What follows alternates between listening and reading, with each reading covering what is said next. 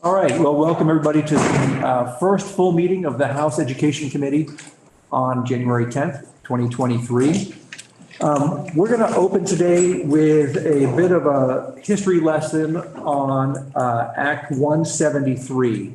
For those of you who are in the public school world, you've probably heard of Act 173. It is a bill that was passed, I think, we'll get the history of it. I was here, I should know when it was passed. But it's really a comprehensive overhaul of how we fund and deliver special education in Vermont. And it was really one of the pieces of legislation I feel very proud of being playing a small role in. Anyway, so joining us today will be our legislative counsel, who is often in the education committee room, Beth St. James. Beth was not the attorney at the time when it was passed, but has brushed up on Act 173 and will give us a history and kind of tell us where we are today with it. And this is, we're going to be talking about sort of the law, how the law works, how the funding works, but not really talk about the delivery of education within the school system. So just to sort of set the table there. I'll turn it over to you. Welcome.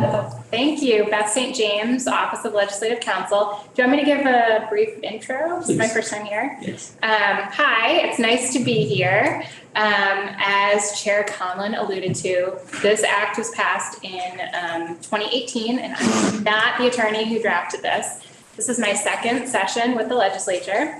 I was with the Education Committees last year, so I recognize some faces. It's nice to see you. Prior to working for the legislature, I was the chief prosecutor at the Office of Professional Regulation, leading a team of attorneys and staff prosecuting professionals like nurses and veterinarians and architects and tattoo artists who violated their professional conduct laws. And then prior to that, I did a brief stint at Legal Aid, and I actually went to law school on the West Coast, and so I worked for the Attorney General's office in Oregon for a couple of years, doing child abuse, neglect cases and foster care stuff. You'll notice that nothing about my background says education. This is a really interesting subject matter. If I don't know the answer for you, I am not going to guess. And I have no ego involved here, so I will make a note of it and I will get back to you, whether that's in further testimony or an email. So I may not be able to spout off history as quickly as someone who's been here for 20 years, but I will find the answer for you. The attorneys at the Office of Legislative Counsel, we have what we call portfolios. So we have kind of subject matters that we kind of take control of. Mine is education, which means I'm almost exclusively in here and in your counterpart in the Senate. Occasionally, there will be bills that float to other committees, and I will follow those bills because the attorneys follow the bills. So if someone else has drafted a bill that this committee is going to take up because the subject matter touches upon education but is really more in another subject matter, it's not going to be me you see, it will be the attorney who drafted that bill. So it's just something to think about as you're putting in drafting requests and getting used to kind of who you're seeing and the flow of those things. I think it's important to remember that the attorneys follow the bills, not necessarily the committee. So I am not the education committee attorney. I just happen to have the education portfolio. And that bleeds into other committees sometimes, and other attorneys will come in here. But I am going to wear my mask now that you all know what I look like and recognize me in the halls. And if you can't understand me, let me know. I'm going to give a very high level overview of Act 173. You will hear it referred to just as Act 173. It was every year, every biennium, we start at one. So there's been lots of Act 173s. You may even have an Act 173 this biennium. But generally speaking, in this committee, when we're talking about Act 173, we're talking about what we're about to talk about now, and that was passed in 2018. Everyone good with everyone understanding? Okay. And the documents that, or the sort of the presentation that Beth will be providing is on our committee website. So if you want to open it up now, we probably won't put it up on the big screen. Yep, it's just a couple slides with some very high level points on there. The first title slide does have a hot link in it to Act 173 itself. And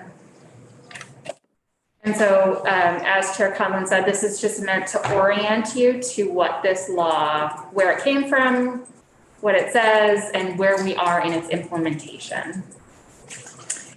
So Act 173 started, I'm on slide 2, started really back in 2016 when AOE was tasked with taking control over hiring some folks to do a couple different studies. And the results of those studies are Act 173. So they were tasked with hiring a consulting firm to look at how special education services were actually delivered in the state of Vermont and to make recommendations. And so the recommendations that were made in the delivery of services report are on that second slide. So ensuring core instruction meets most needs of most students, providing additional instructional time outside core subjects to students who struggle rather than providing interventions instead of core instruction, ensuring students who struggle receive all instruction from highly skilled teachers, creating or strengthening a systems-wide approach to supporting positive student behaviors on expert support, that should say extra support, and provide specialized instruction from skilled and trained experts to students with more intensive needs. But I just interrupt for a second. And a lot of the reason that these studies were asked for in the previous year was because Vermont is really an outlier when it comes to identifying students needing additional supports. And we spend more per capita in special education than, I mean, we really are an outlier. And so the idea was to try to get at that issue and figure out a path to kind of bend the cost curve. And so that was the delivery of services. How are we getting the education, effective education to students who have extra needs? And then the AOE was also tasked with looking at how special education in the state of Vermont is funded. As Chair Conlon said, that the costs were very high. So what were we doing with the funding? And at the time of the report, and at the time that Act 173 was drafted, Vermont had what's called a reimbursement model. There were there still are, and there were other components to how special education services were funded. But if you're looking at the basic way that special education was funded, it used to be funded through a reimbursement model. So students who need extra help, they're given that extra help, and then the state was reimbursing districts for the actual costs up to a certain percentage. And then there were other ways that special education was funded. And so this study, the funding report, so we've got delivery of services and funding. The funding report noted that there were several limitations to that reimbursement model, and they recommended moving to a census-based funding model, which is ultimately what 173 did.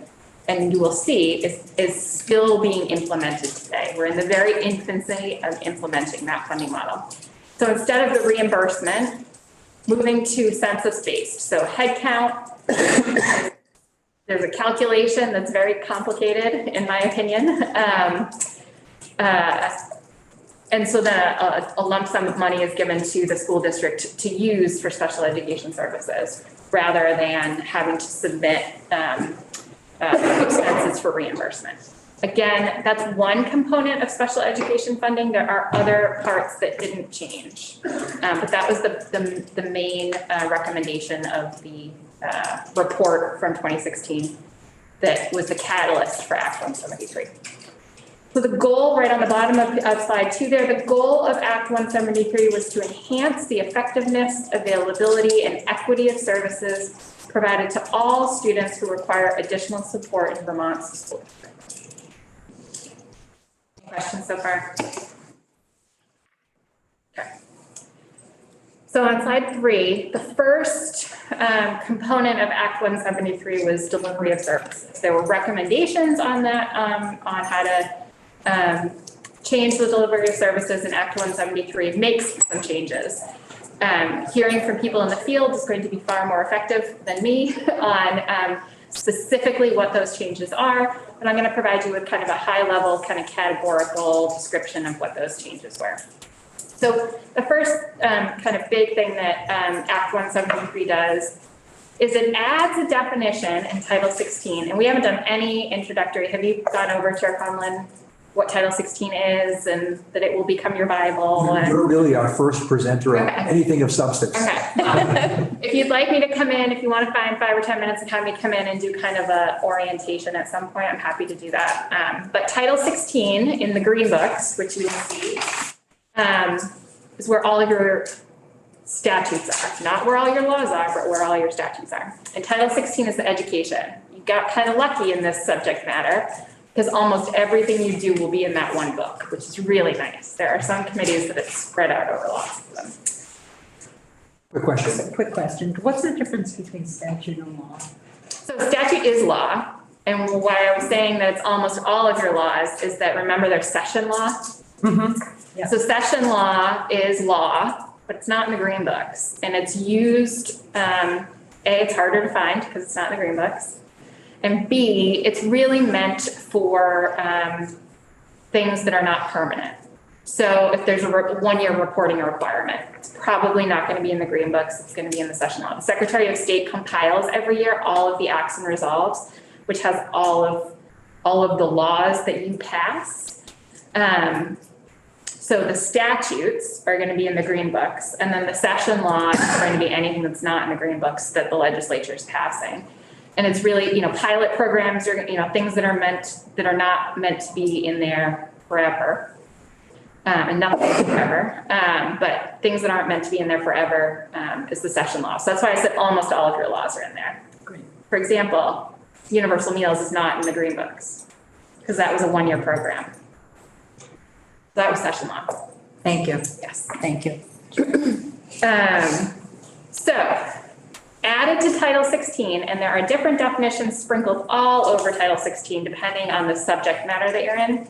But added to Title 16 is this definite, Act 173 adds this definition of student who requires additional support. That was a new concept that Act 173 added. So you have, and that includes students with an individualized education program, and we call that an IEP. And that is just what it sounds like, an individualized education program. And it is a concept that falls under federal law, under the Individuals with Disabilities Education Act. Another acronym for you, we refer to that as IDEA. You will hear that a lot, or IDEA. And that federal law governs IEPs, and those are for the students with the most specialized needs. And then you've got Section 504 plan under the Rehabilitation Act of 1973. That's also a specific plan that schools have to have in place for students who qualify under that federal law. But then there are probably other students that could use some extra help, right? And that's what this definition is meant to capture. And so students on neither of the above 2 plans, but whose ability to learn is negatively impacted by a disability or by social, emotional, or behavioral needs, or whose ability to learn is negatively impacted because the student is otherwise at risk. It also adds students for whom English is not the primary language, and students who read below grade level. And so all of those categories are now under this bigger umbrella of students who require additional support. You will most likely at some point hear from someone in the field who is an expert on this next topic. But schools in Vermont are required to have a tiered system of academic support for everyone. And you'll notice when you get into the green books and you're looking at it, there's a chapter for special education, and this tiered system of support concept is not in the special education chapter. It's actually right before it. And it applies to everyone. And so 173, what Act 173 says is the tiered system of support, it expanded it, it added some concepts to it.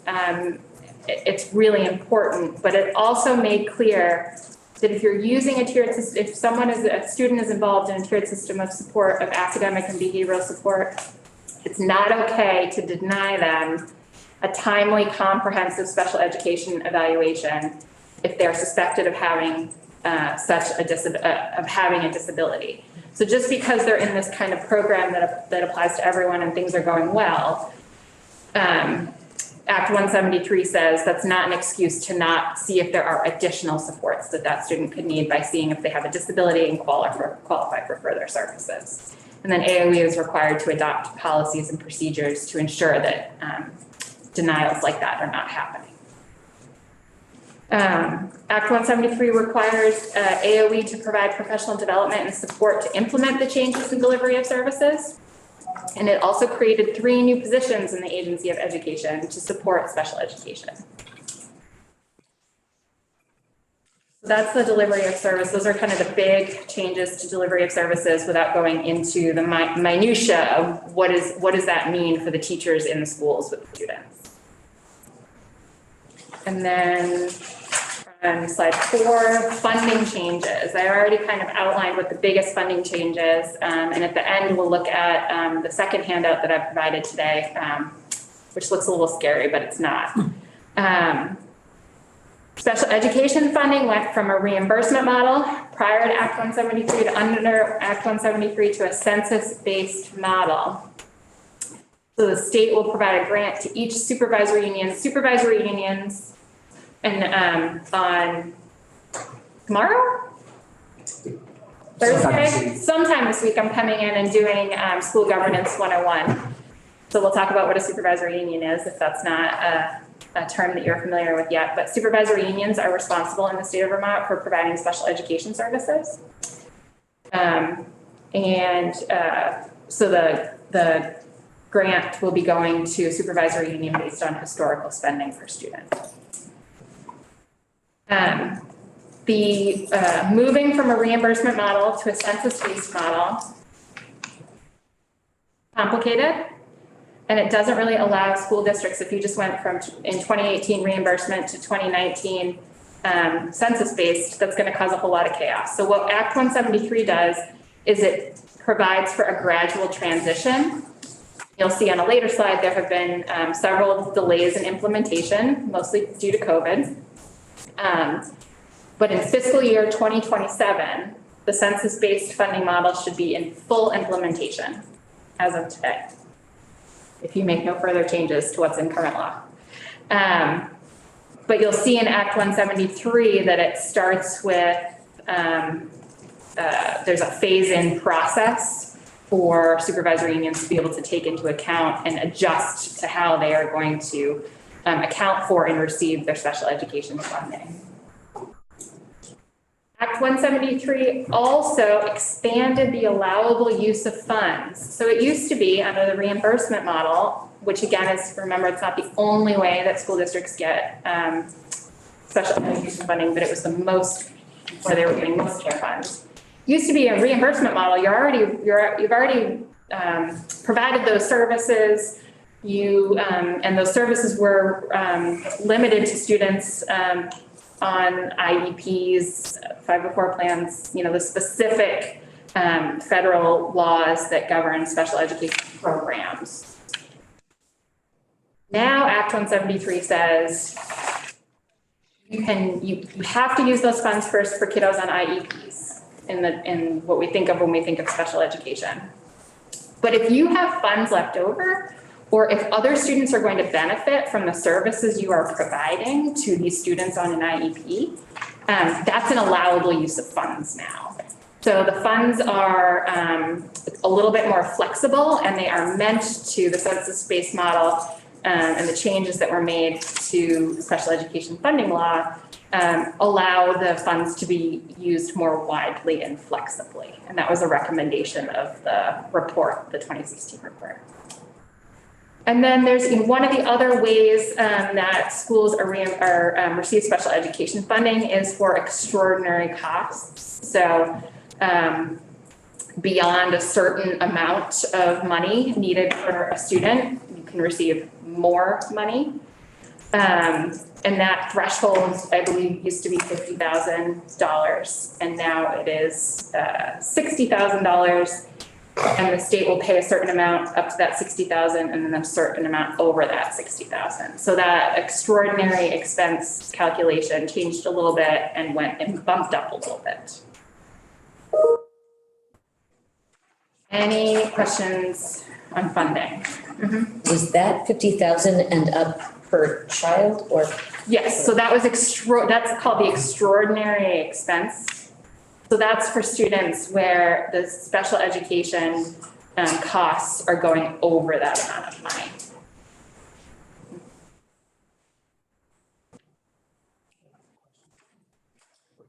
The hierarchy of the census block grant of money distribution within the school, you said first it has to go to IEP.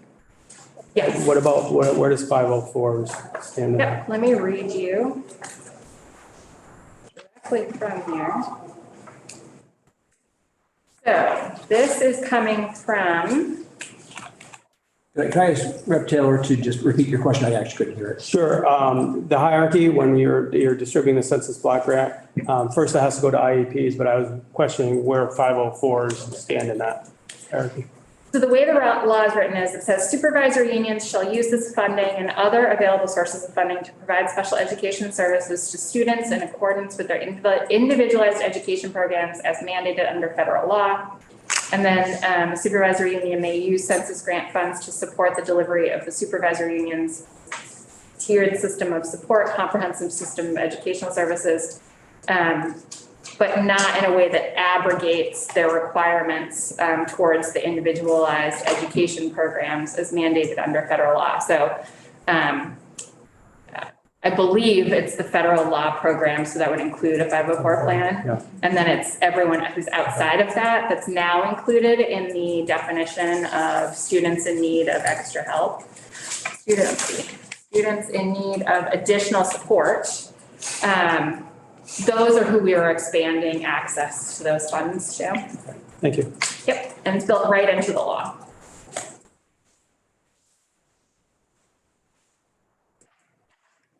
Page 5. The other big change that came out of Act 173 came out of an entirely different report. And that had to do with independent schools.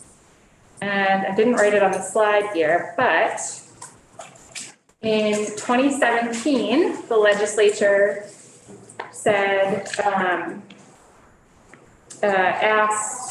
created the Approved Independent Schools Study Committee to make recommendations for the state board for the criteria that they use on designating an approved independent school. So in the state of Vermont, we have public schools, which what you think of when you think of a public school, there's really no magic to that. And then there are private schools. In the state of Vermont, we call them independent schools. And there's kind of two, soon to be three categories we'll talk about here of independent schools. There are approved independent schools, which have to follow all the laws that apply to them, and they have to be approved by the State Board of Education. And there are various different pieces of education law that apply to them. And they have to show the State Board of Education certain things, and they have to be recertified every so often. And then there are recognized independent schools that are also private schools in the state of Vermont. They don't have nearly as many requirements placed on them. They are not allowed to accept tuitioning students. And it's more of like a registry where they have to essentially, they have to check off a couple boxes for the State Board of Education, but it is not nearly as thorough as the approved independent school process. The third category is created in Act 173, and that is approved independent schools eligible to receive public tuition. And that is because what Act 173 does is it says, approved independent schools. If you want to accept public dollars, if you want school districts in Vermont that don't maintain their own schools to tuition their students to you, you have to agree to accept any student on an IEP who's placed there by their local education agency and or their IEP team. I'm just going to For a second, based on terminology and acronyms. So local education agency is the same thing as a supervisory union. It's just a federal term for it. And we often will say LEA. Yes, that's a great one. It's a federal designation and every state does it a little differently. In Vermont, it's your supervisory union. So that was a big change. Prior to Act 173, an approved independent school did not have to accept students on an IEP if if the LEA came knocking on the door and said, we think your school is the perfect fit for this student. They didn't have to. They still don't have to. But if they want to receive public funds, if they want to accept those tuitioning students, they now have to admit a student on an IEP who is placed there by their LEA, so their supervisory union, in conjunction with the student's IEP team. So there's got to be some sort of math done up front that this would be a good fit for the student.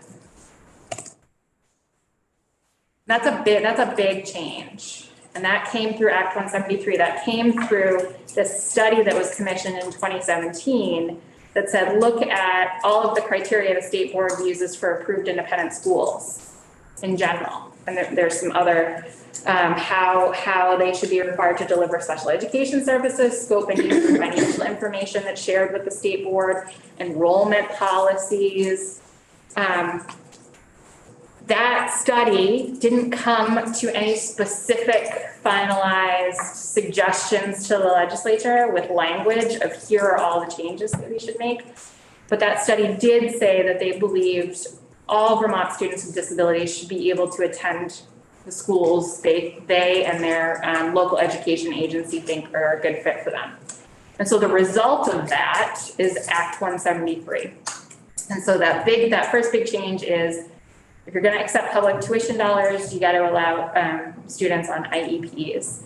It also, Act 173 also added some very specific criteria that the state board and the Agency of Education is looking at as far as the school's financial health. There are new financial reporting requirements. That came out of Act 173.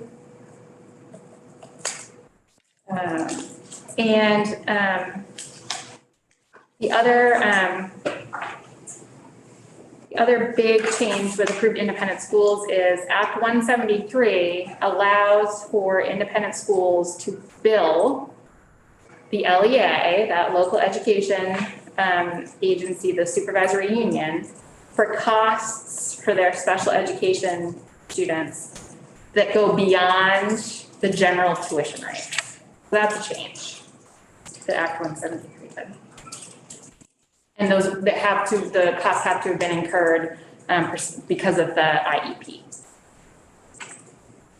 And then Act 173 required the State Board of Education to update its independent school rules to reflect the changes to the financial reporting requirements and the requirement that schools or approved independent schools who are going to accept public tuition have to accept the students on the IEPs.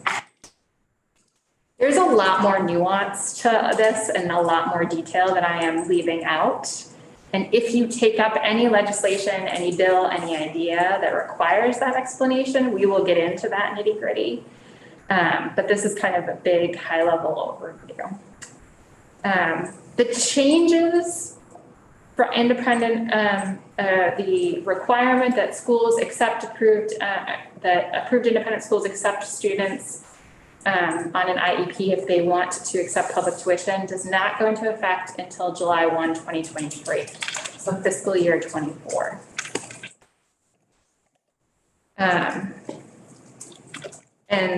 Their rules regarding their updates, the state board's rules regarding independent schools and the changes they've made to that.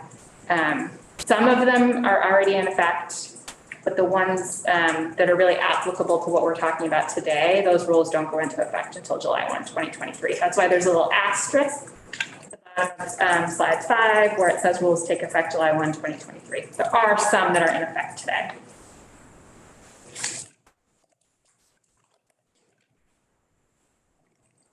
Yes, Oh, I'm sorry, yes. So placed, but a family that might think differently from their school's IEP team and supervisory union, can they apply? But they're not, the school would not be mandated to take their child if they were on an IEP. Is that accurate? Let me find I want to find the direct way this is written. In general, yes. Yes, so the law specifically states, an independent school that intends to accept public tuition shall be approved by the state board only on the condition that the school agrees, notwithstanding any provision of law to the contrary, to enroll any student who requires special education services and who is placed in or referred to the approved independent school as an appropriate placement and least restrictive environment by the student's IEP team or by the local education agency. Thank you. Did that give you the answer that you needed? I think the answer that I heard was basically no. Right. No, yeah. Yeah, okay. Answer, yeah, thank you.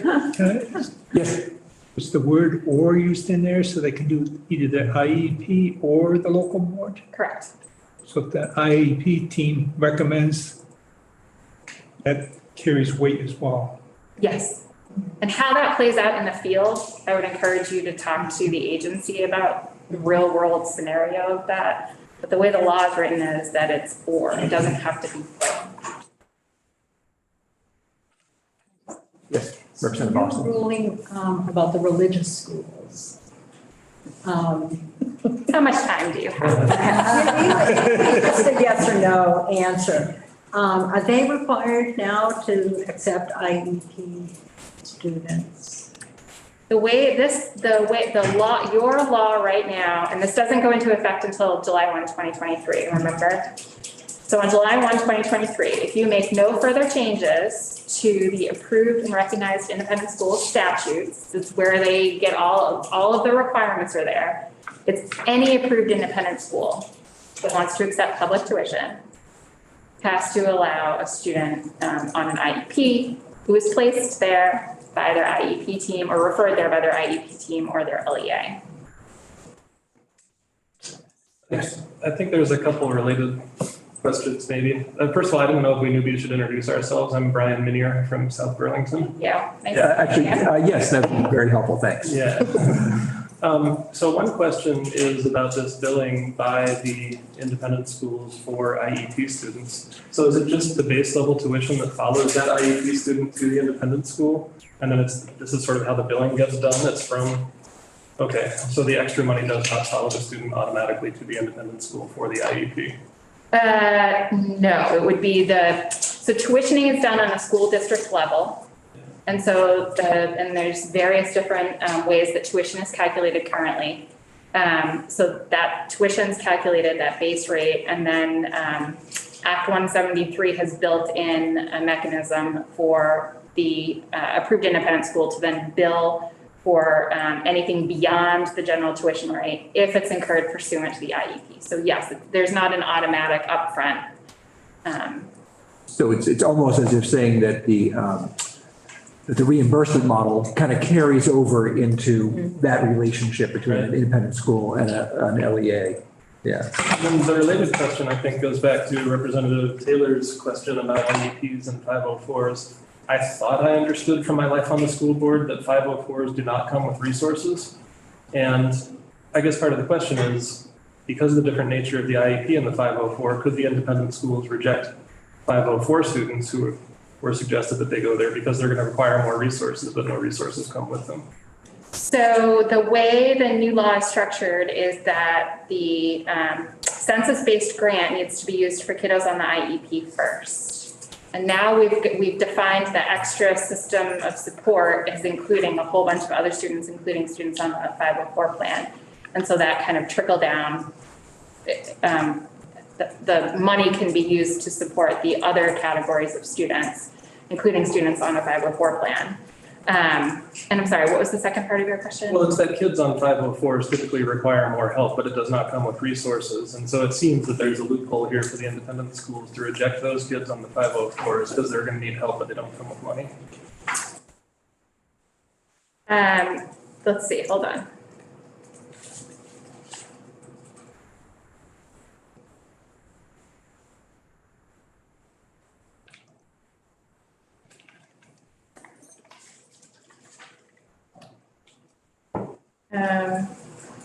It's an individualized education program. Yeah. That's what it's limited to.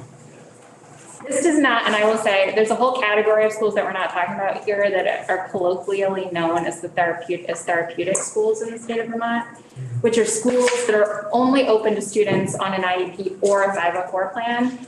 And these changes don't necessarily apply to them.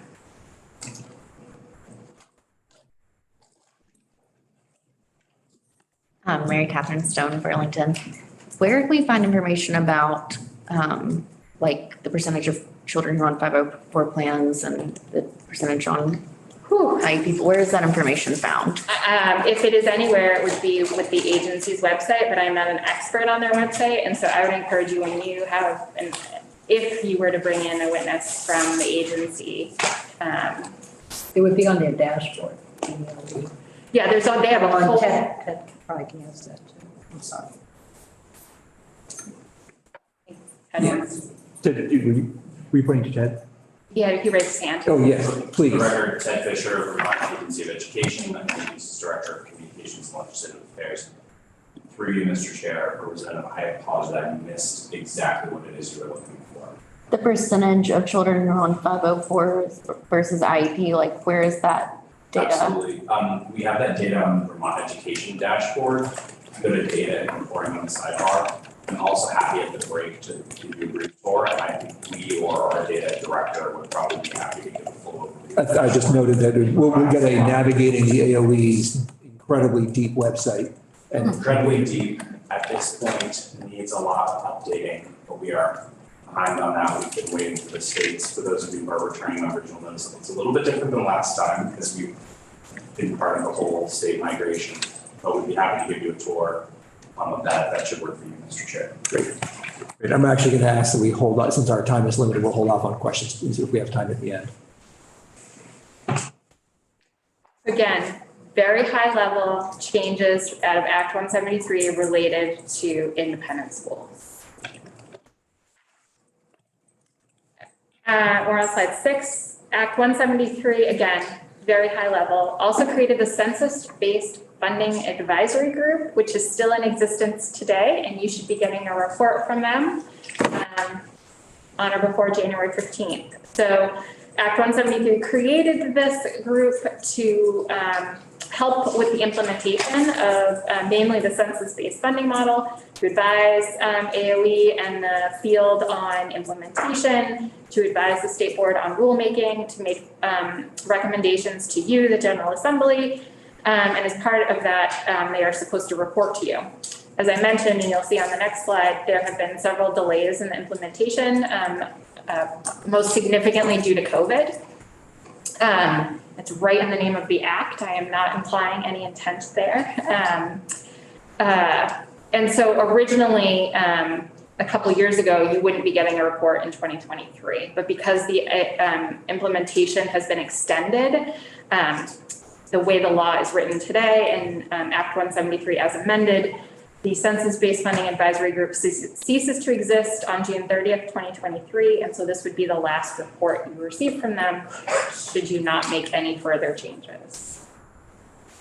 So there are reports on the legislature's website. If you go to the homepage and the reports and research button, I encourage you to just type in a keyword. I use the word census, and all of their reports will pop up. I do not believe, last night when I looked, the new one is not there yet, but it doesn't have to be there until January 15th.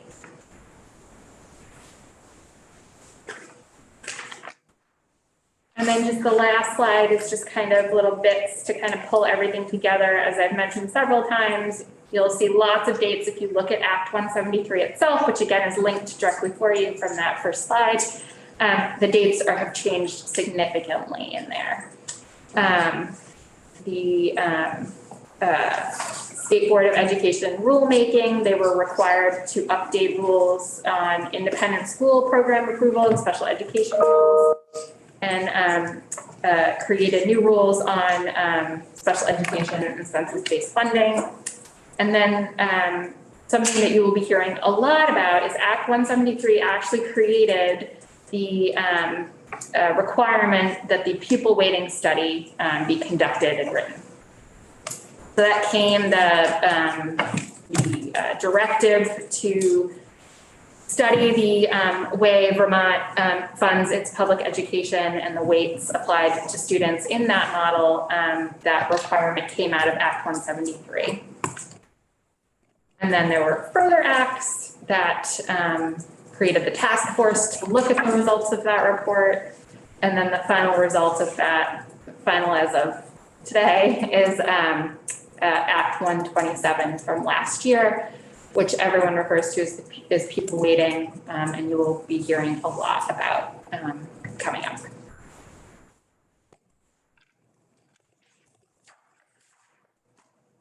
And I just want to give a plug. I don't know how much detail you want me to go into, but you have this. If you want a paper copy, Tony in the print shop can print it out, or I'm happy to take hands and go do that right now. But this is a timeline of the funding. It's updated to today. So it starts all the way back with where Act 173 was enacted in 2018. This is the second document. The second document. Our witness list today. And it's just a visual timeline of all the work that has gone into implementing Act 173. And you will see that the numbers go all the way into fiscal year 2027. So this year, this school year, fiscal year 2023, so school year 2022 into 2023, is the first transition year moving towards the final census-based funding model. And it's using an average of special education funding that was provided in certain years, in 2018, 2019, and 2022, or 2019, 2020, and 2021. Whichever group of years yielded you the more money, you get to use those years. Times an inflator to account for inflation. That's what supervisory unions are getting this year for their first year moving baby steps towards the final census based funding. Next year, you're going to use what we used this year, and there's going to be another calculation that's slightly prorated for year 2.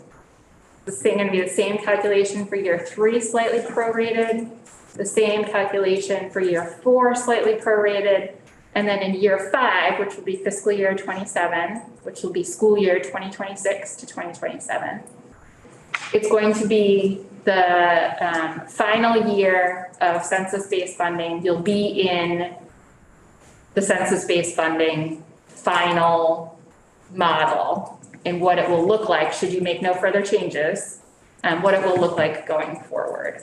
And so this transition is meant to allow for everyone to catch up and make their adjustments and allowances, and also to see how it's working.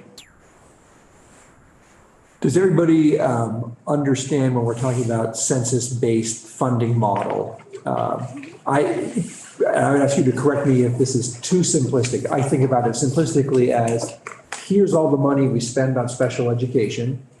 Here's the number of students we have in Vermont. You divide one by the other. And then you say, okay, this school has this many students. They get that number times their students. That's their lump sum. Would that be a fair way to describe it? Yes, it's based on, and I didn't know how much detail you wanted to go into today, but it's based on, there's a uniform base amount, and then that's multiplied by things and divided by statewide average daily membership. But the uniform base amount is based on how much supervisory unions were spending in, I think it's 2018, 2019, and 2020 on special education services as the law was written then. Plus an inflator. Plus an inflator, yes, everything's plus an inflator.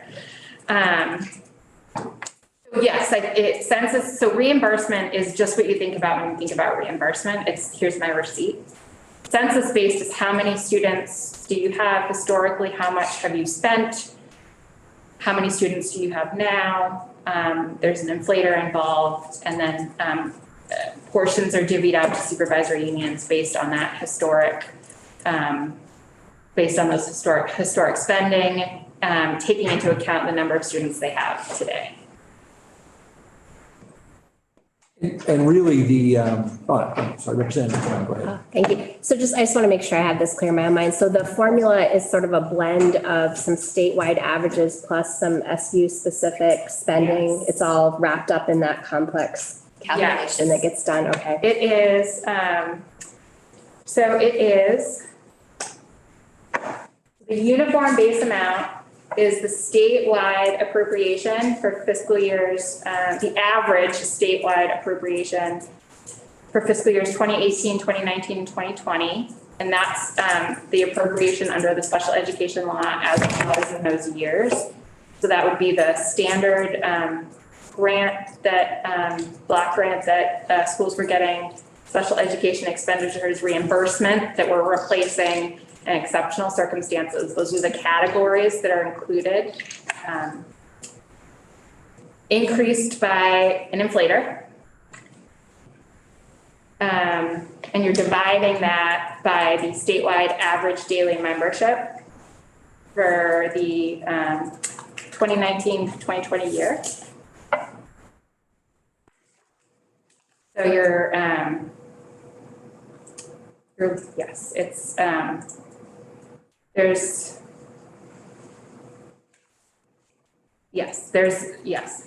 If we had do we have a whiteboard? No, and I wrote it down. I said, we need a whiteboard. Yeah, and we often think of it this way, this is, the way this funding works is, as many funding things in the state, there are going to be winners and losers. There are going to be districts who are going to be, on average, receiving less special education money than they had been, and some who get more. But we're all headed sort of in the same direction to a final census-based number. And that's the part that's going to be watched very closely, especially those who will probably see a slow ratcheting down of how much they have traditionally received. And then, but we've also got this pupil weighting law that's in place, which is sort of having a reverse effect in that it clearly identified that poverty and students who require additional supports are closely linked. And so there's kind of at this point, a sit back and watch and see how they kind of merge together to make perhaps, it will offset some of the negatives and positives in a way that is a more of a neutral financial impact. But we're still waiting to see, since we're really in the first year of moving to the census block grant system.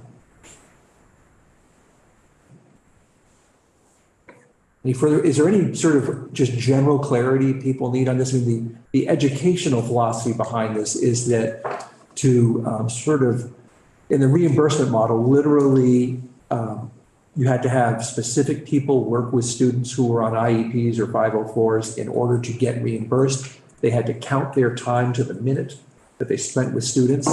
And you often had, generalists having to take on the roles that really a literacy, like if you were a literacy specialist working with somebody on an IEP, that wasn't billable in the reimbursement model because you're not a special educator.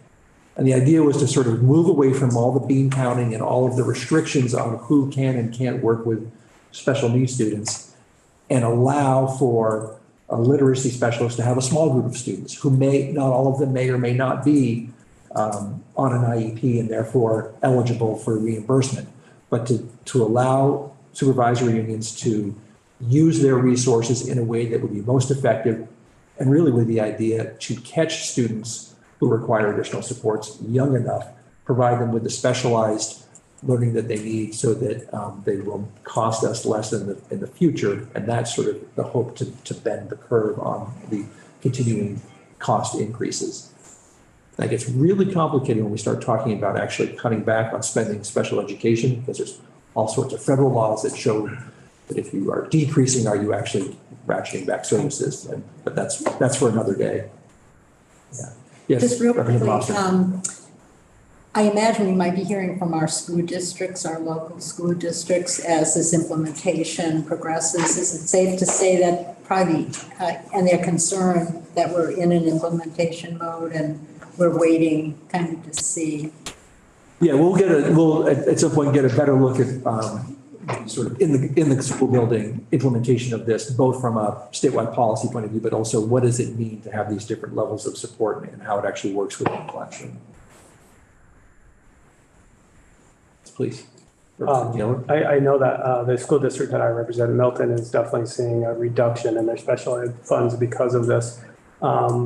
Is there any mechanism put in place to kind of mitigate as they're moving forward, to kind of level off the supports? Not level off, but account for the change. That's part of my understanding, is part of the gradual transition. That you can account for that change, and it will happen slowly over time. Yeah, which was, I think the answer was no. Gradual, it's so gradual when you look at it. Is there some sort of financial? Yeah, just to help mitigate it. No, I mean, because the idea here is, and again. To get away from. Is to get away from that and to have school systems start adjusting how they're providing services in order to meet. Counterintuitive. Yeah.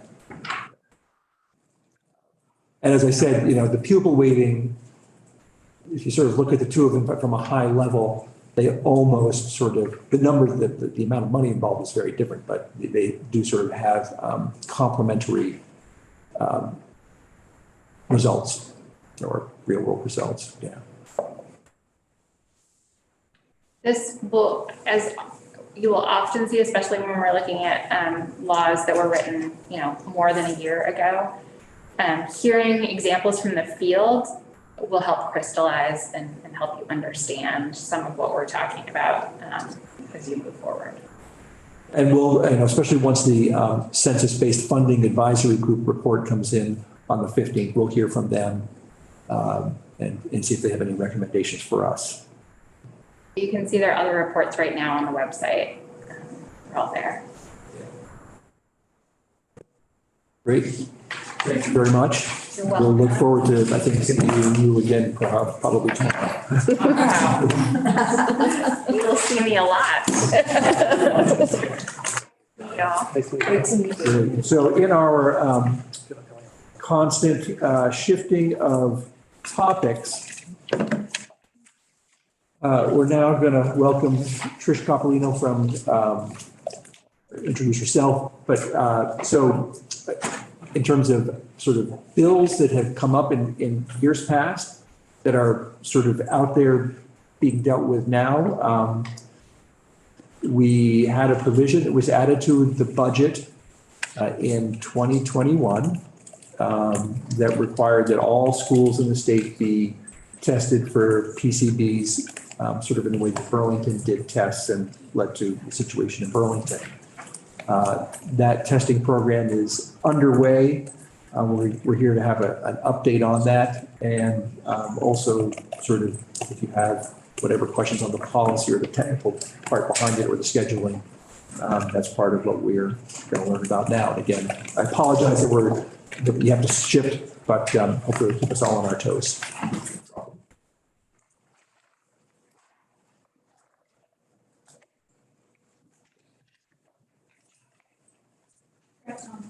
Yes. Sure. Yeah, that'd be very helpful.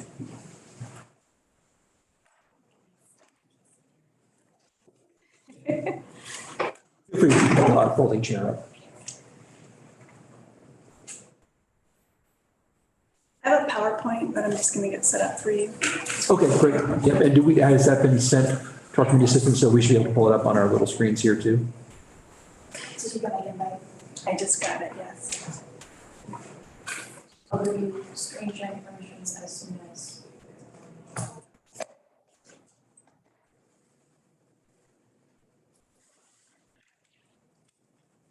As everybody knows, you can, if you go to our website under documents and handouts, click on the date, click on the witness, you'll see, you'll pull up the presentation. While we're waiting for that to get sort of loaded up, why don't the two of you introduce yourselves and we'll move ahead. I'm Trish Capolino, Senior Environmental Program Manager with the Sites Management Section, and we're in the Agency of Natural Resources. And Jill Briggs Campbell from the Agency of Education, in addition to the COVID federal emergency funds. So you'll be seeing me on Friday. I'm also the lead in education on PCBs.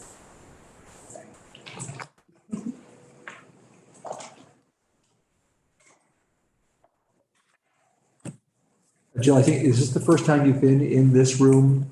Yes. Yes, well, welcome. I had to get direction. I'm only used to seeing you in two dimensions rather than. Yes, that's right. Chatting with Ted, I was like, where do I go? Nice big space, better than that.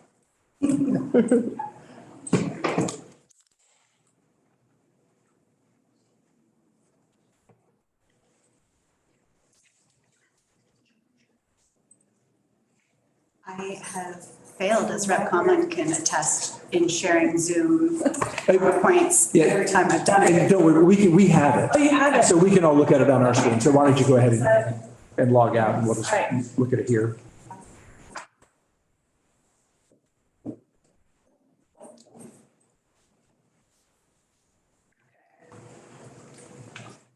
So I wanted to start with a brief overview. I understand this is a 101 for a lot of you, in understanding what we're doing and why we're doing this. So this is a program directed specifically at looking for polychlorinated biphenyls in indoor air in schools in Vermont.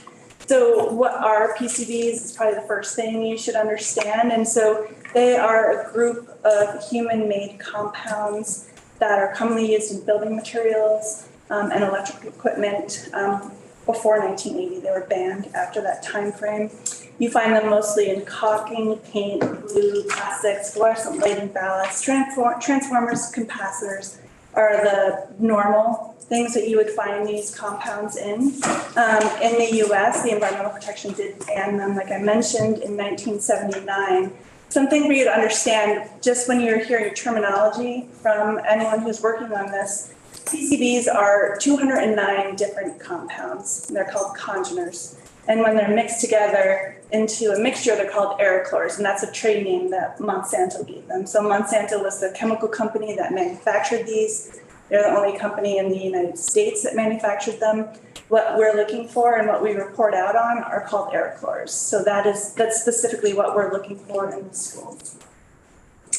Why do we want to understand if they're in the schools and why are they bad? So PCBs can cause serious health problems. The potential for health effects from PCBs, as with other chemicals, depends on how much and how long you're exposed to them. Numerous studies in both humans and animals have shown exposure to PCBs can affect the nervous, immune, reproductive, and endocrine systems. PCBs are classified as human carcinogens, which means the exposure to PCBs can cause cancer in humans. So we don't want them in schools. That's why you've asked us to look for them so that we can identify them and remove them. So that is the basic premise of PCBs. I'll go into the program now unless you have other questions about the chemicals themselves. Okay, so I'm in the. Oh, Representative Busk, how did we figure out that we should study this to begin with? Like, what was the trigger? Specifically, why the legislature asked for it, or in general? In general. In like 2 sentences, if that's possible, sorry. So my guess is that people were being exposed to PCBs and they were having some pretty serious effects. Most of these chemical companies historically started to understand why they were bad, started to report these information to the EPA, and EPA started banning these chemicals when they started to realize that they had large impacts to human health and the environment.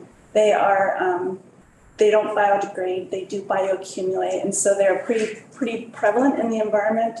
They'll be in the environment for a long time, and they are, they cause some pretty large issues, both to the environment and all of the the animals that live in the environment as well as us, so.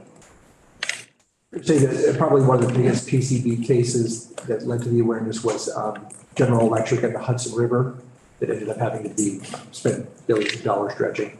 That's my first job out of college. Oh, okay.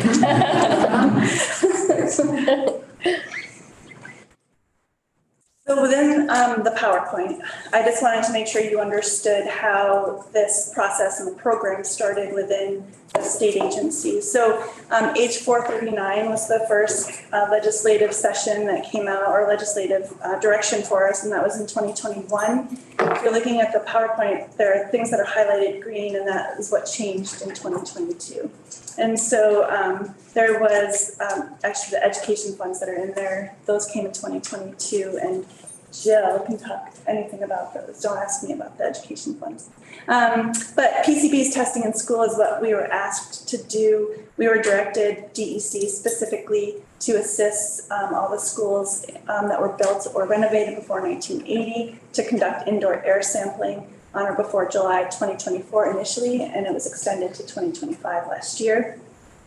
The other thing that was done in 2022 was the expansion of the definition of release, which allowed the Agency of Natural Resources to have discretion over regulating PCBs in indoor air.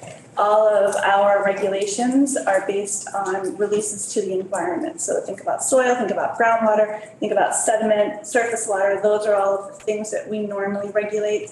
This definition and release changed what our jurisdiction was and allowed us to have jurisdiction over releases of PCBs from building materials to indoor air, and specifically to public schools and recognized independent schools. So that's what we have regulation over right now.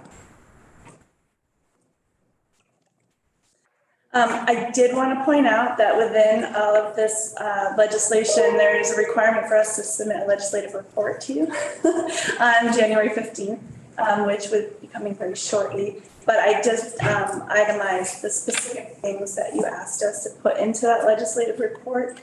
So I didn't put a lot of information on those specific bullet points, so that will be coming to you. And always happy to answer any questions you have after you look at that report. So what specifically does the state program look like? What are we doing and what are some of the outcomes? I think is probably what you want to hear from me. So the state program and the agencies that are involved in it, so the Agency of Natural Resources is the lead agency.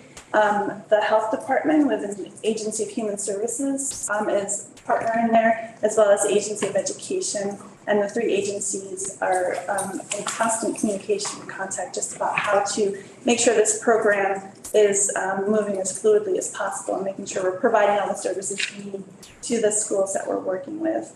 Within that program, we were given $4.5 million from the legislature to implement the work related to conducting indoor air sampling. And so we hired environmental consultants under contract to do this work for us on behalf of the schools.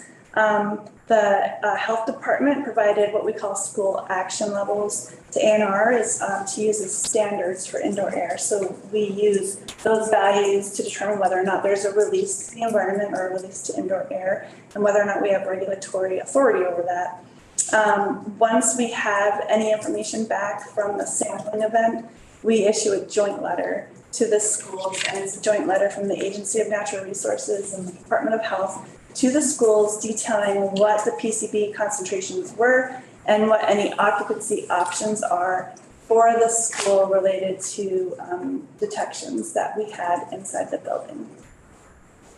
If there's additional work that needs to happen, Agency of Education has been given some funding to help assist with that work.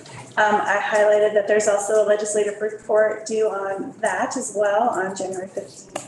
That details a lot of what the funding is and how best to utilize it for the schools. With all of this work that's going on, we created a lot of technical documents to try and assist all of the different parties that are involved in this process, from the schools to the consultants, to the laboratories, to staff within ANR and within health and education to try and understand exactly what the process is, what we're doing, and making sure that we're doing it consistently, as well as a lot of FAQs Agency of Education has been great in helping us with a lot of outreach meetings to the schools directly so that we can answer their questions before we start doing sampling events, as well as every time we send in a joint letter to a school, we also have a meeting with the school with the 3 agencies involved. We also developed a PCB database, which allows all of the information related to what we collect from the schools to be publicly available. We set it up so that it's available 10 days after we notify the school what concentrations may or may not have been detected in their building, and then the public can also see what that information is. Part of this process, whether or not, I'm not sure what your knowledge is with the United States Environmental Protection Agency, but they also have jurisdiction over PCBs. They have not delegated this authority to any state ever, so we have joint authority with the EPA to regulate PCBs. When and if EPA gets involved is really dependent on what type of material is sampled and what the concentrations are, but knowing that they will have a role potentially in this process, and they are a great technical resource for the state. We have been coordinating with them weekly on what we're doing and how we're moving things forward, and have a great relationship with our US EPA Region 1 office. The other thing that we did was we contracted with the University of Iowa. So they have their Superfund research program, and specifically within that Superfund research program, they study the most precise way to measure PCBs and cost-effective ways to remove them from schools. And they have been a wonderful resource for our program, helping us make sure that what we put together is a good path forward to identifying PCBs and understanding what the source of the PCB is in the school. They've also done a lot of work to help provide education to staff within the DEC and our health and AOE, so we have a much better understanding of PCBs, their release mechanisms, and how we can remove them.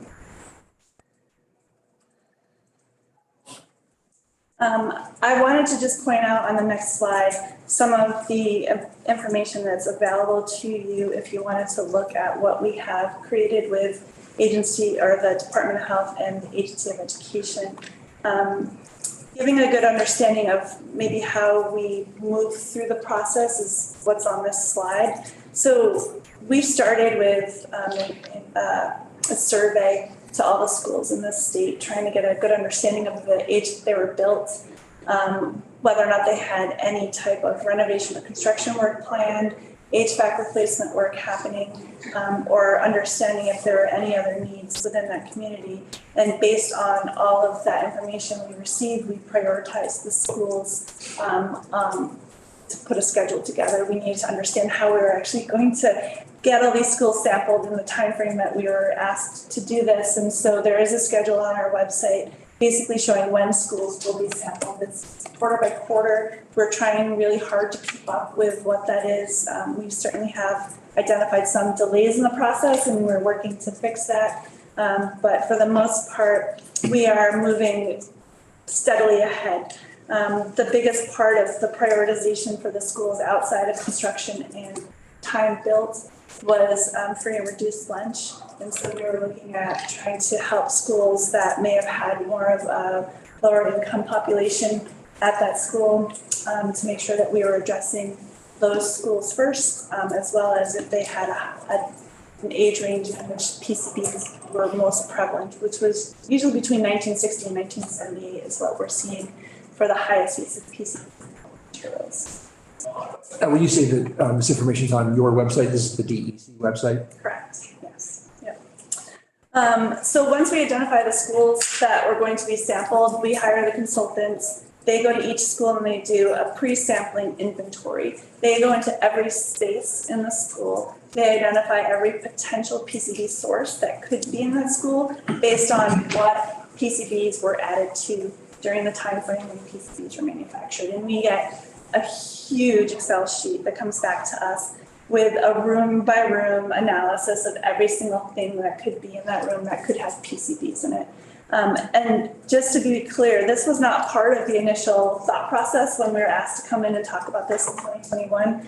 as we started to drive and create the program, we realized that this was something that was really important to us. And the reason behind that is after the consultant does this inventory, they group spaces into like and unlike rooms. And from there, they basically say, all of these spaces all have the same type of PCB building material in them. And therefore, if we sample this cohort of rooms, we're getting a pretty good representation of that entire area instead of having to sample every single space. So we say we want to see 30% of each of those groups sampled. When we get results back, then we can go and see what building materials within those spaces are consistent with each other or the same, and then we can start to identify which things we want to sample to see what might have the PCBs in it. And so that's the big overall picture of how this process is working. So once we get the inventory, the location of where the consultant is going to collect the indoor air samples, we approve that work, they go back to the school and they conduct the indoor air sampling. The indoor air sampling is a 24-hour sampling event. They use what we call a polyurethane foam filter. It's a little filter about this big. They stick it in a glass container and they pull air through it. And then they take that pop filter, send it off to the lab, and the lab analyzes it for us. There are only 4 labs in the entire country that do this work, and so we're inundating them a little, so they're a little behind in getting us the results that we were hoping for. We thought we could get them sooner, but it's taking them a little longer to get everything back to us because they're getting a lot of work right now. So that process is happening. They provide us the results of air chlors, and we look at total air chlors. There's 5 to 10 different types of air chlors that report back to us. We get the results, we total them together, and that's the result that we look at to compare to the school action level that the Department of Health gave us. There's a link there that talks about the school action levels and how they're derived. We basically look at 3 age groups or groups of students in school. So there's a pre-K value, a K through 6 value, and a 7 to adult value. And those values, just so if you want those numbers, they're 30, 60, and 100 nanograms per meter cubed. The part per trillion, what we're looking at in indoor air. A very, very small concentration. And then where are we now? So we've been doing this for a little while. We started sampling schools in June. And we did identify that there's 325 schools to date that have filled out the survey that we sent out. There's another 40 or so that are kind of ignoring us, so we're going to start bothering them again. But to date, we've put in about 53, we've processed 53 requests to get schools inventoried. We've processed 35 requests to start the indoor air sampling, so that's 11% of the schools have been sampled to date. The number of schools that have at least one sample above the school action level is 5. We did ask the Department of Health to help us with what we call an immediate action level. That's a value at which point we will say that it's not okay to be in a classroom or a space, and we wouldn't want students and teachers to be there. There's 2 that have exceeded an IAL. And then the number of schools with results below the school action level. So no issues related to PCB 14.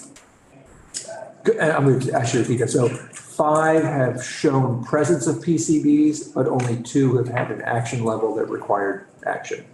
So if it's above the school action level, it requires action. So that means it's above the standard that the Department of Health gave us. If it's above the immediate action level, then we're basically saying students, staff should not be in this space. And we've only had 2 Correct. that require that, and the 5 are just presence of PCB? Correct. Okay. That is my basic presentation to you right now, so I'm ready for any questions. Great. So I'll kick things off. That's one of my great powers as chair. $4.5 million is what the legislature appropriated. Is it appearing that that's going to cover what needs to be done? It is not. What's that estimate? I think right now we are thinking that the total will be around $8 million. And where did the 4.5 come from to begin with? The general fund, I believe. Oh, no, and where did the estimate come from? Oh, so I estimated that cost. It was based on a number of schools that I didn't know existed yet. So we hadn't done a survey yet. I came up with what I thought the cost would be for indoor air sampling of those schools. I was actually pretty close, but I hadn't considered the inventory piece. And so that is a huge component of time and cost related to what we're seeing right now. And so you said 325 have filled out the survey. And does that mean that all 325 fall within that construction time period? Correct. Okay. Has there been a role for EPA with Burlington High School? I'm just trying to get clear what EPA's role is in all of this. So EPA also has federal regulations over the PCB issues at Burlington High School. We have been working jointly with EPA on that process. We have a public meeting on Thursday for our corrective action plan for the school. Once that process is final, we will approve the corrective action plan, which is demolition disposal of the school. The EPA will also authorize the demolition and disposal of the school through what they call an authorization. So joint authorization there. So in other words, for the action that takes place in Burlington, it sort of needs EPA's stamp of approval to take place. Yes. Right, but that doesn't have to come with any federal dollars attached to it, does it? They don't have any, as far as I understand. And I guess sort of on that, I realize that it's been going slow and you're only at 11% sample to date. But have we learned anything or is there any sort of trend that might, make people feel a little calmer about the potential nightmare scenario of 10 VHSs across the state? I would say yes, because we haven't found any other Burlington high schools to date. I think we are starting to get a good understanding of where the higher PCB sources are being identified in schools. So going there and understanding what those sources are and having a better understanding of how to remove, mitigate, make concentrations lower in the school has also been helpful. I really think going through and doing the inventory has changed a lot for us in helping us understand what we should be looking for in a school. Burlington High School came to us with PCBs in their school versus us going out and looking for PCBs in schools. And I think we have a better way of looking at how to find them now. And if we can provide a couple of examples that we have of non-VHS PCB action. So we have the example of Cabot Elementary, where we found PCBs in the gymnasium and the art room. And so it seems to be in certain locations within the schools is where we're finding it. So cautious optimism, I guess. Still, missing a lot of schools, but so far we haven't had that sort of nightmare scenario that we were all concerned about so far. Who else had questions? I'm done for the moment. Representative Brown. So I had a question about, since it sounds like we have some federal and state agencies involved in this as well as the local school districts, is there alignment on the setting of the action levels for PCBs when they're detected? I think when we initially all started hearing about this, there were some questions around whether the state levels were different than the EPA levels, and school districts were maybe kind of thinking about it differently as well. Like, has there been coordination and agreement around what levels are not acceptable? So EPA does not have a standard for indoor air. They don't have one at all. So they can't actually regulate indoor air. So we have a standard for that based on the health department's evaluation of exposure scenarios and other PCB impacts that students and staff can come into. When it comes to other media, then we have some similar standards related to PCBs, specifically soil. Building materials, we don't have a standard. We rely on EPA for that standard. And then for surface water, EPA does not have a standard, we do. And for groundwater, EPA does not have a standard, and we do. So their EPA for water-related impacts is all risk-based, not standard-derived, which is how we regulate impacts of PCBs to groundwater or surface water. For soil, We have different numbers. Ours is lower than EPA's. Was promulgated in 1982, I think, so it's kind of outdated and not really reflective of current knowledge.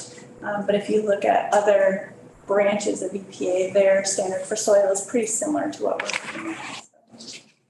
If I can just add something, I think you're pointing to something that I think Trish has done a wonderful job of sort of outlining the whole program and all the steps. So the state legislature tasked with DEC with running an indoor air quality testing program, right? But what was missing from that is what happens if you do, there's no program built for what happens after you find PCBs, right? So the state had to develop those indoor air quality standards that didn't exist.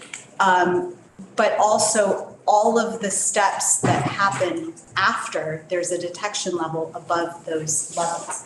And that's really been a really complicated process that's required really tight coordination across multiple agencies and working with the districts themselves. What do we do next?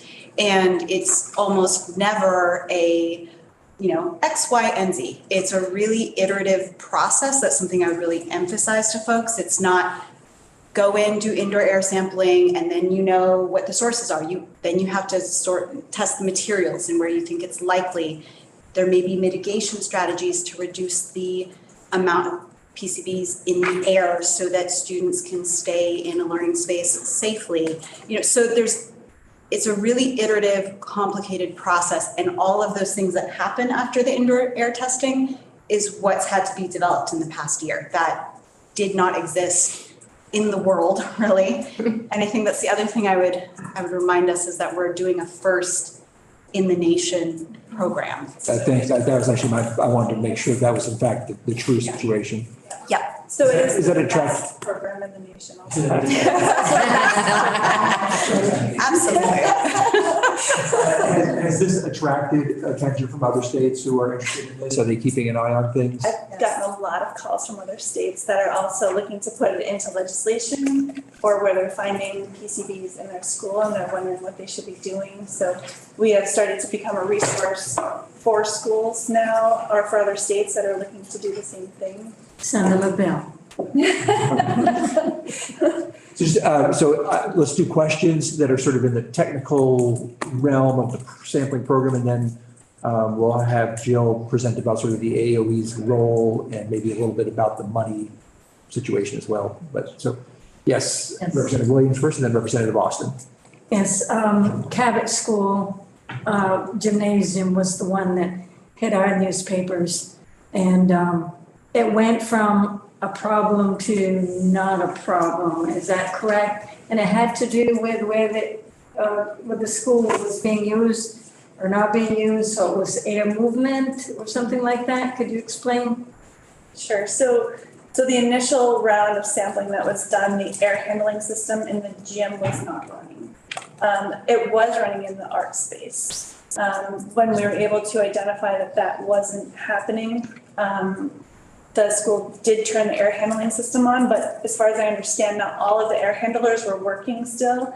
So once they were able to turn the air handling system on, we all understand that dilution is the solution to pollution, and we were able to reduce the indoor air concentrations in that space to allow the students to go back in and use the gym. So that was just a learning curve. Yeah, and I would say there is still action that needs to be taken to remove the source of PCB contamination within that gymnasium. Does that mean they're not using the gymnasium? No, they are able to use the gymnasium because it's not above the immediate action level, right? Okay, it's like at a lower Yeah, level. exactly. And so they are able to use that space, and there is a plan for what to do next. So that's part of our regulations. Yeah. Once you exceed a standard, then DEC has responsibility over directing someone to do work. Their consultant went back out and identified the sources of the PCBs in the school.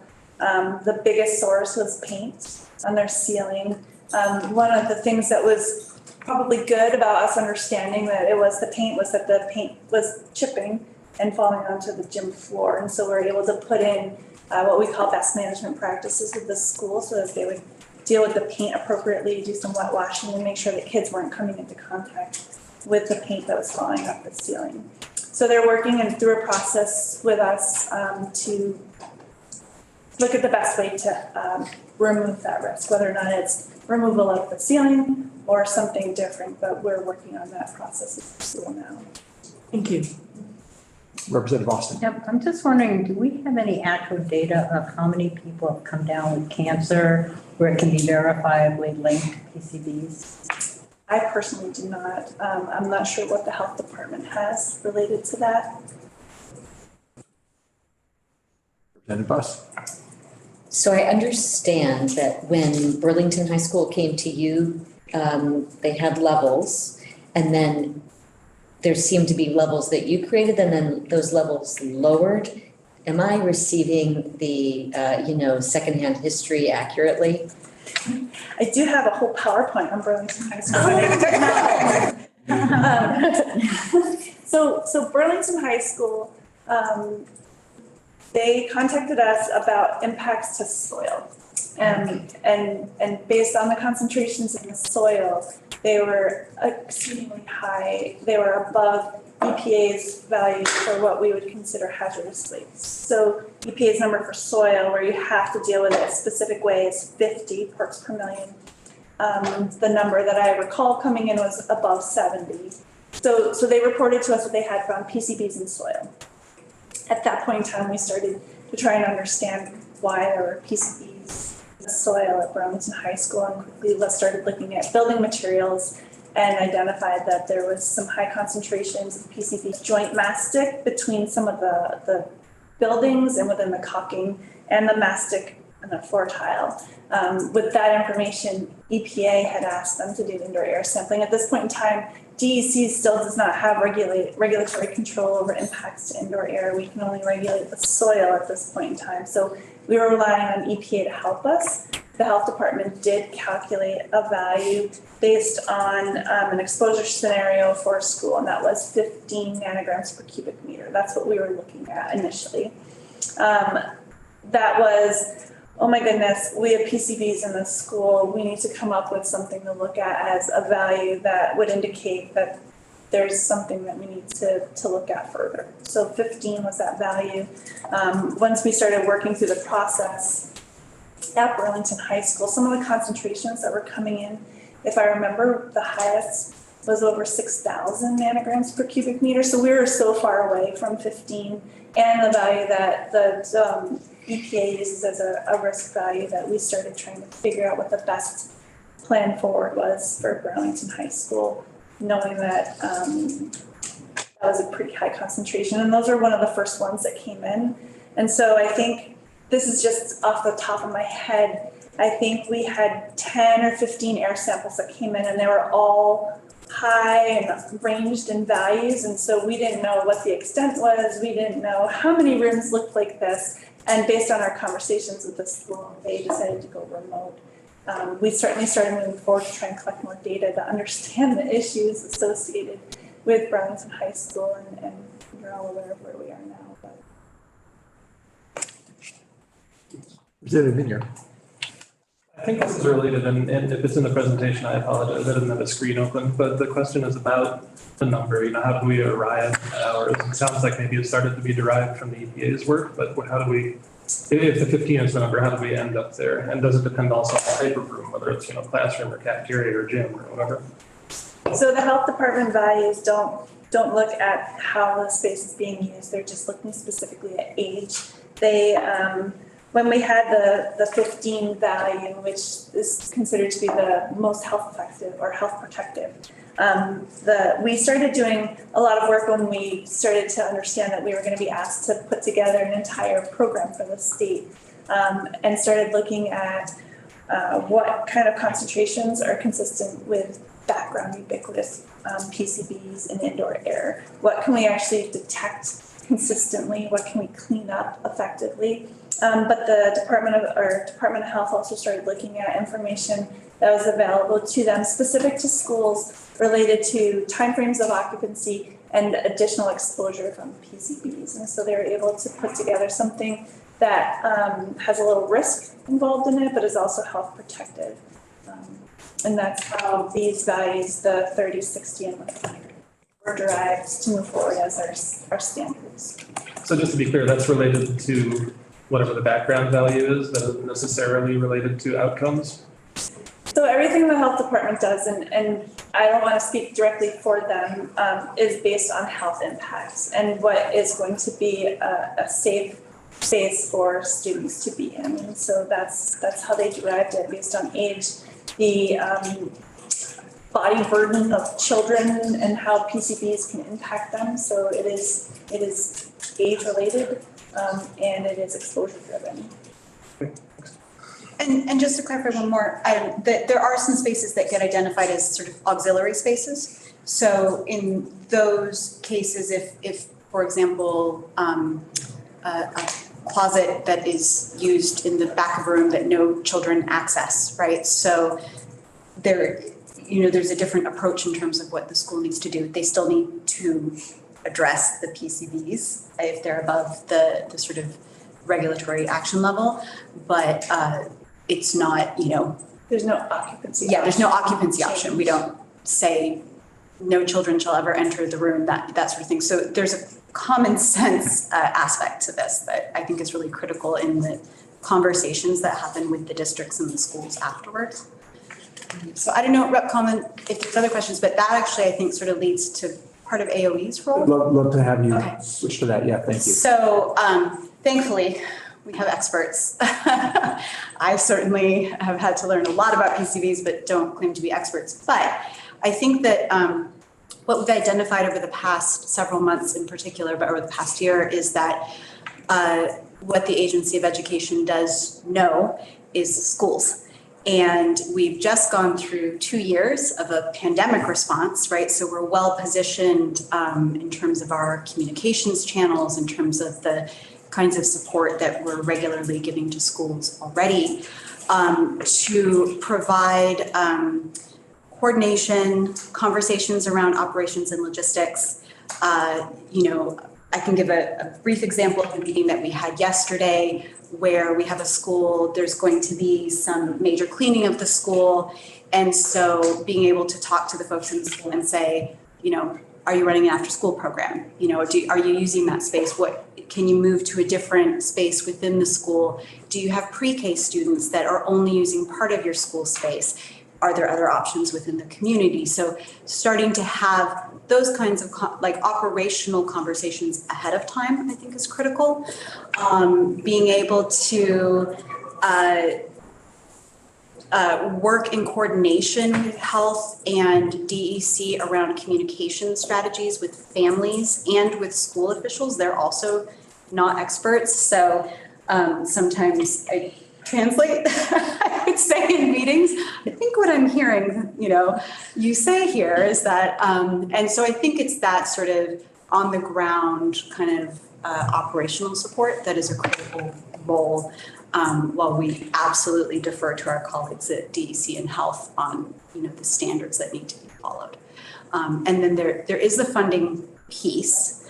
I'll sort of say in that caveat, we have a proposal on January 15th, and I think that would be a more appropriate time to discuss the details of the sort of large tranche of funding, the 32 million that is available for what's been identified as sort of the remediation, the permanent removal of PCBs from schools. So what I can speak to in more detail is there was $2.5 million out of the larger education fund surplus that was identified for sort of immediate need as the PCB program got underway. And specifically that 2.5 million, Secretaries French and Moore went in front of the emergency board in October, I want to say, of this year, with a proposal for an 80%, 20% cost share with the school for activities related to what happens after the indoor air quality testing. So what we would call the source investigation, right? We know it's there, but now we've got to go find it. That cost is not part of the 4.5 million that DEC has. So source investigation, the costs associated with the consultants developing a work plan, and then costs associated with what are immediate mitigation strategies. And this points to something I think really important about this program. There's a balance that we're trying to strike between having students and staff in classrooms safely with the lowest amount of risk, but also not sending kids into remote learning, right? We have come through the pandemic. We are still going to be addressing the impacts of the pandemic for a really long time. So the balance between preserving in-person learning and keeping students and staff in safe learning environments is that balance. And so immediate mitigation strategies, increasing the amount of airflow, doing cleaning, cleaning out things like your HVAC system, your Univent system, bringing in, paint to cover a special kind of paint that can encapsulate PCB sources, putting up plexiglass across windows with caulking. These are all immediate mitigation strategies that can keep people within a classroom safely, reducing those indoor air concentrations, and also provide that time to figure out what the permanent removal strategies are going to be. And it's the other tranche of funding that you'll be seeing a proposal from us. That is what those funds are for. So we specifically cannot use the 2.5 million to do permanent remediation and removal. So currently the 32 million lives at the AOE? Yes, but it requires legislative action. Okay. Can't touch it. Thank you. I don't have it, Repcom. I can't write checks. Any further questions? And I'll just say that if there aren't further questions, we'll take advantage of this 20 minutes that we have left. I see the Secretary of Education is in the room, and we might bring him up to the witness stand. If for nothing else, a little introduction time. Okay. But let me just make sure there are no further questions on this. As you heard, January 15th, we'll learn a lot more. And as you might understand, this may sort of cross committees, as it's a health issue, it's an environment issue, and it's an education issue. And we'll be very interested to see what comes up then. And I guess, will that report also speak to how the 4.5 is short and funding for the continued testing? Yes. Okay. Great. Well, thanks very much for the invitation. See me on Friday on a different topic.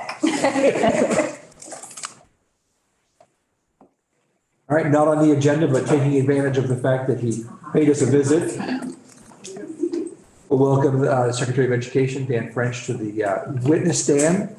And as we have been, this is really only our second meeting together, and we've been sort of introducing ourselves to one another. We're going to now introduce all of ourselves to you. Just sort of say your name and where you represent, and if you happen to know your school district. Representative Williams, would you begin? Sure. Representative Terry Williams. I live in Granby. I have 10 towns over in the Northeast Kingdom that I know you're familiar with.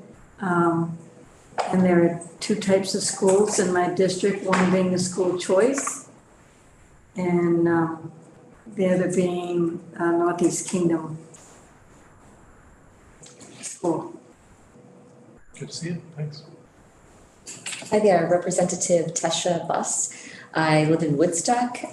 Plymouth is in my school district, so they are a tuition town, and it's the Windsor Central Supervisory Union, soon to be Mountain View. All right, yeah. Rita Austin, Colchester. Kate McCann, I'm here in Montpelier, so Montpelier Roxbury Schools, and I also teach at U32. Yeah, good to see you in this capacity. Brian Minier, newly elected from South Burlington and recently stepped down from the South Burlington School Board. How's it going, Secretary? Casey Toof, St. Albans City, St. Albans Town, Maple Run School District. Peter Conlon from Cornwall. I have both the Otter Valley School District and the Addison Central School District in my area. And I stepped down way more recently than you because last night was my last night. Last school board meeting for the Addison Central School District. Good for you. Great. Jenna Brown, I represent Richmond, so that is the Mount Mansfield Unified Union School District.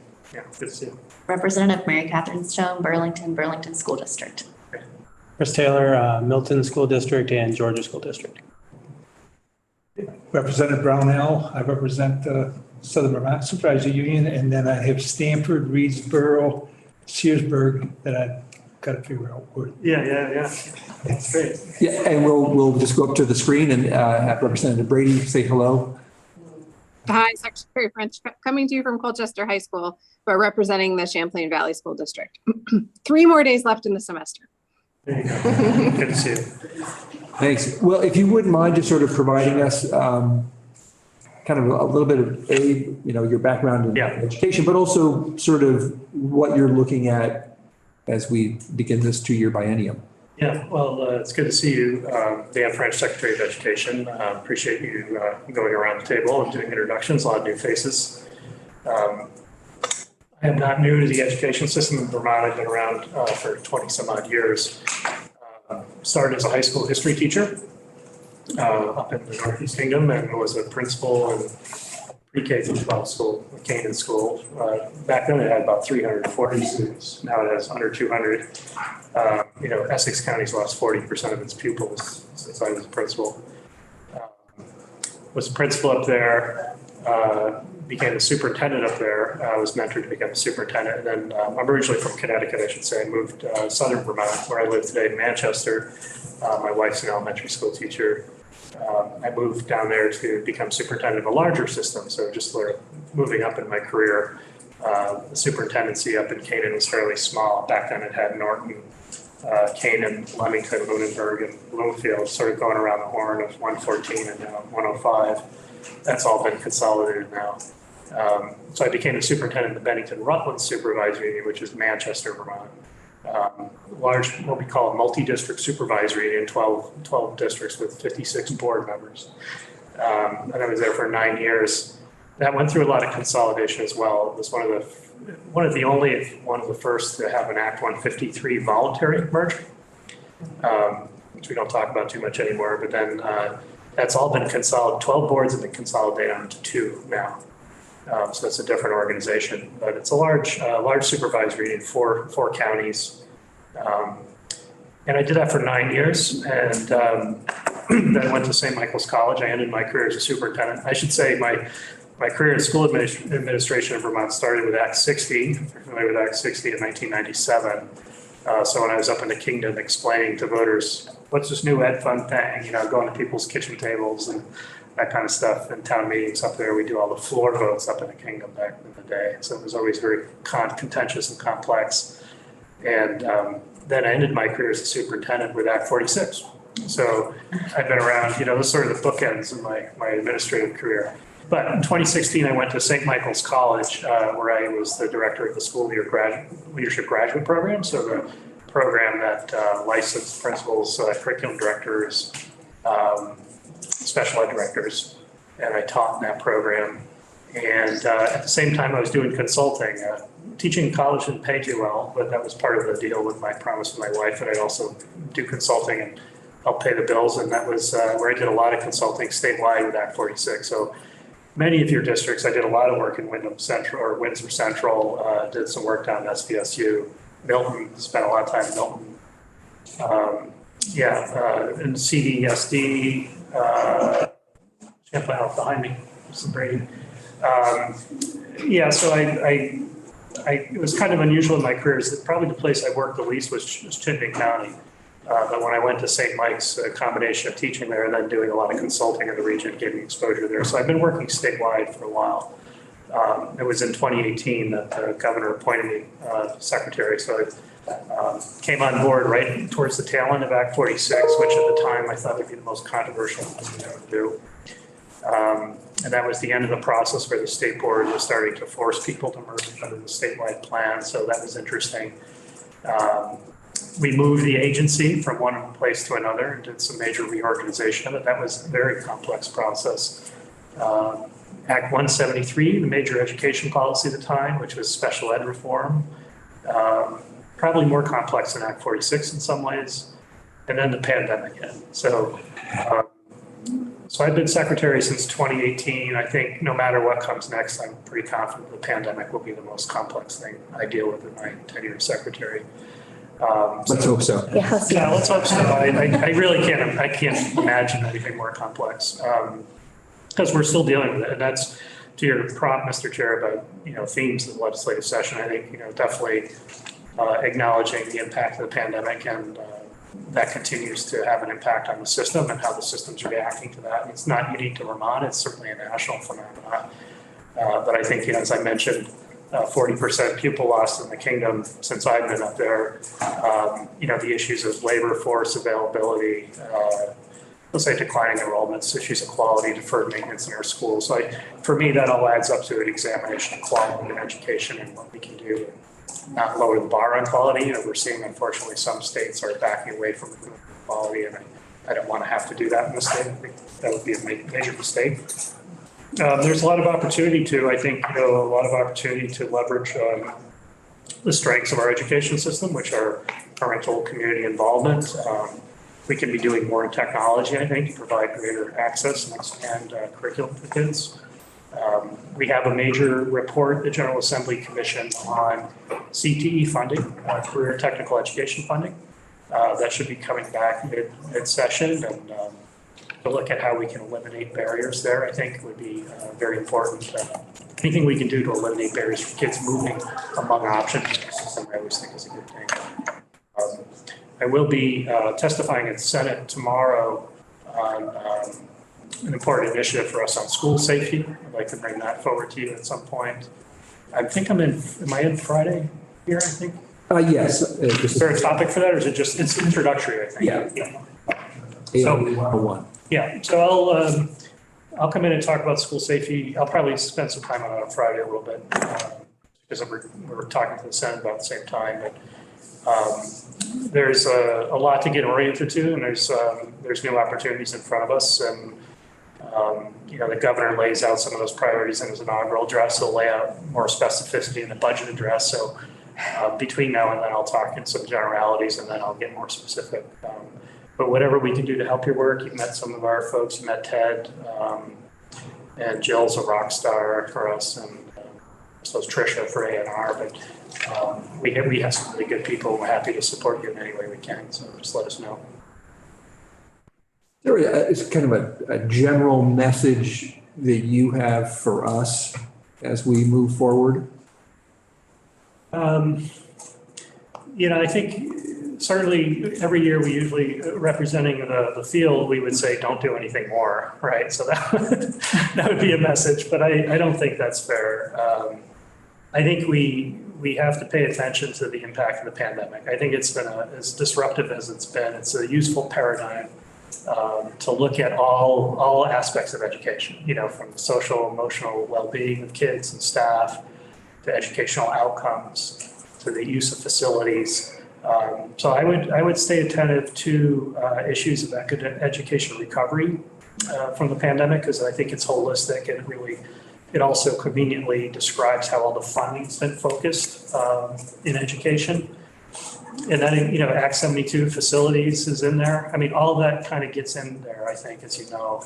So I think that would probably be the thing that I'd get acclimated to, that, understand the context right now, how that's going, what are the challenges, and examine those programs that are starting in flight and will be in flight for the next couple of years. So it's important to acknowledge, I think, education recovery is a multi-year process, right? So if nothing else, the funding expires in 2024. So we can think of it as a very defined period of time where we have to make the most out of the money that we have. So I would encourage you to really probe the education recovery, and that includes so many different topics: literacy, includes facilities, as I mentioned, mental health issues that we're working on, and well-being, wellness of staff. And I guess as I hear you say that, I think I sort of think about my time on the school board, that what I'm hearing is perhaps a bit of a hands-off and let the schools sort of do what they're doing. They've got a lot going on.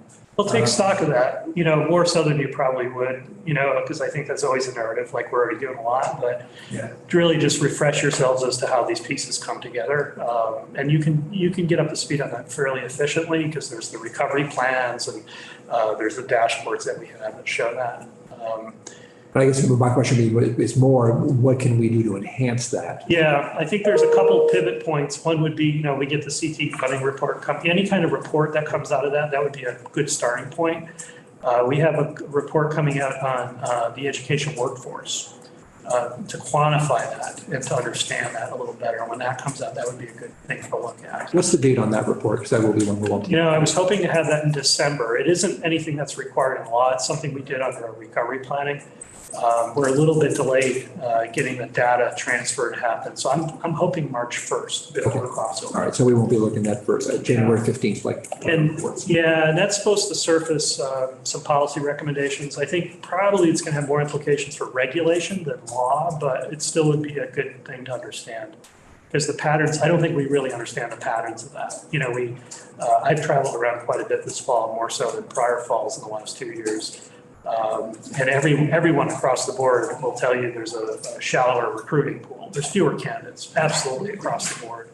But some school districts are having no trouble staffing, in spite of that, where others are really struggling. So, and it isn't like the Kingdom versus, Chittenden County kind of thing. It varies greatly. I have some theories on that, but it would be helpful, I think, to get some quantification of that. Yes, Representative Austin. Chair Collin, will we be getting a report on the ethnic studies submission? I think they spoke to the Board of Education.